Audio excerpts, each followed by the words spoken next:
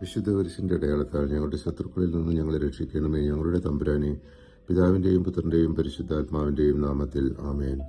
അപ്പസ്തോല പ്രവർത്തനങ്ങൾ 5-ാം അധ്യായം അനനിയാസിന്റെ സ്വാർത്ഥതയും ശിഷ്യന്മാർ അനുഭവിച്ച പീഡകളും വിവരിക്കുന്നു. ഈ അധ്യായം സഭയുടെ പരിശുദ്ധിയും ധൈര്യവും വ്യക്തമാക്കുന്നു. വിശ്വാസികൾ ദൈവത്തെ വഞ്ചിക്കരുതെന്ന് പഠിപ്പിക്കുന്നു. അതുപോലെ തന്നെ ഭീഷണികൾക്കിടയിലും അവർ ധൈര്യത്തോടെ സുവിശേഷം പ്രസംഗിക്കുന്നു. അനനിയാസും ഭാര്യ സഫീറായും ഭൂമി വിറ്റ് വിലയുടെ ഒരു ഭാഗം മറച്ചുവെച്ചു, മുഴുവൻ തന്നതായി നടിച്ചു. പത്രോസ് അവരെ ചോദ്യം ചെയ്തു. അവർ പരിശുദ്ധാത്മാവിനെ വഞ്ചിച്ചതിനാൽ ഇരുവരും മരണമടഞ്ഞു. ഈ സംഭവത്തെ തുടർന്ന് സഭയിൽ വലിയ ഭയവും പരിശുദ്ധിയും നിറഞ്ഞു. അപ്പസ്തോലന്മാരുടെ അത്ഭുതങ്ങൾ പല രോഗികളെയും സുഖപ്പെടുത്തി.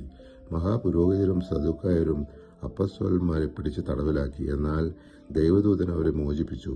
ദൈവത്തിന്റെ വചനം പ്രസംഗിക്കുവനെന്ന് കൽപ്പിച്ചു. വീണ്ടും പിടിക്കപ്പെട്ടപ്പോൾ അവർ ധൈര്യത്തോടെ മറുപടി നൽകി. ദൈവത്തെ അനുസരിക്കാതെ മനുഷ്യരെ അനുസരിക്കാനാവില്ല. സഭാ നേതാക്കളിൽ ഒരാളായ ഗമാലിയേൽ, ഇത് ദൈവത്തിൽ നിന്നുള്ളതാണെങ്കിൽ ആർക്കും ഇവരെ തടുക്കാനാവില്ലെന്ന് പറഞ്ഞു. അവർ അടിയേറ്റിട്ടും യേശുവിന്റെ നാമത്തിൽ അപമാനിക്കപ്പെട്ടതിൽ സന്തോഷിച്ചു ദിവസേന പ്രസംഗിച്ചു. 6-ാം അധ്യായം സഭയിലെ സേവനത്തിന്റെ ക്രമീകരണവും സ്റ്റീഫന്റെ ആത്മീയ ശക്തിയും വ്യക്തമാക്കുന്നു. സഭ വളരുമ്പോൾ സേവനത്തിനും പ്രസംഗത്തിനും വ്യത്യസ്ത ഉത്തരവാദിത്തങ്ങൾ വേർതിരിച്ച് പരിശുദ്ധാത്മാവിന്റെ നേതൃത്വത്തിൽ സഭ മുന്നോട്ടു നീങ്ങി. സഭ വളർന്നപ്പോൾ ഗ്രീക്ക് ഭാഷ സംസാരിക്കുന്ന യഹൂദന്മാർ അവരുടെ വിധവമാർ ദിനംപ്രതി ഭക്ഷണത്തിൽ അവഗണിക്കപ്പെടുന്നു എന്ന് പരാതിപ്പെട്ടു.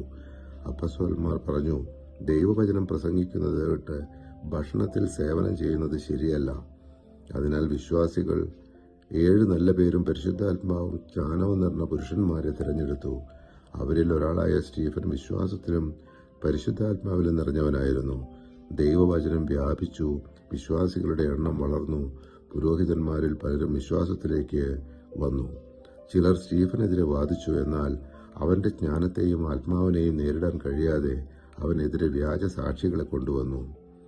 സ്റ്റീഫനെ സഭാമന്ദിരത്തിൽ കൊണ്ടുപോയപ്പോൾ അവന്റെ മുഖം ദൂതന്റെ മുഖം പോലെ പ്രകാശിച്ചു.